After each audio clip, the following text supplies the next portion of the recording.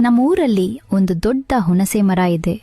ಅಲ್ಲಿ ನಾವೆಲ್ಲ ಶನಿವಾರ ಹಾಫ್ ಡೇ ಶಾಲೆ ಮುಗಿಸಿ ಮರಕೊತ್ತಿ ಆಟ ಆಡಲು ಬಂದೆವು. ರವಿ ಹೇಳಿದನು, ಮರಕೊತ್ತಿ ಆದೋಣ.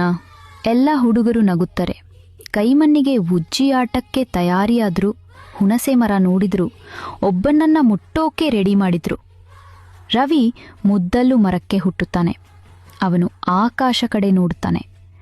ಇತರ ಹುಡುಗರು ಕೆಳಗೆ ಚಪ್ಪಾಳೆ ತಟ್ಟುತ್ತಾರೆ. ಬೇಗ ರವಿ, ಬೇಗ.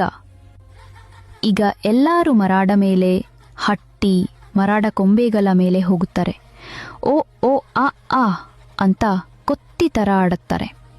ಕೆಳಗೆ ಒಬ್ಬ ನಿಂತು ಇವರನ್ನು ಮುಟ್ಟಲು ಬರುತ್ತಾನೆ. ಆಗ ಪ್ರಕಾಶ್ ಸ್ಲಿಪ್ ಆಗುತ್ತಾನೆ. ಅವನು ಕೆಳಗೆ ಬೀಳುತ್ತಾನೆ. ಆದರೆ ಯಾರೂ ಕೂಡ ಭಯ ಪಡಲ್ಲ.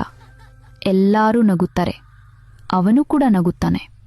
ಆಟ ಮುಗಿಸಿ ಎಲ್ಲ ಹುಡುಗರು ಮರಾಡ ಕೆಳಗೆ ಕೂತ್ಕೊಂಡು ಆಟದ ಬಗ್ಗೆ ಮಾತಾಡಿ ನಗುತ್ತಾರೆ.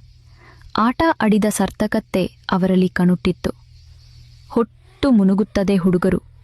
ಎಲ್ಲರೂ ನಗುತ್ತಾ ತಮ್ಮ ತಮ್ಮ ಮನೆಗೆ ನಡೆಯುತ್ತಾರೆ. ಮರಕೊತ್ತಿಯ ಆಟ ಒಂದು ಹಳೆಯ ಮಕ್ಕಳ ಸಂತೋಷದ ಕಥೆ.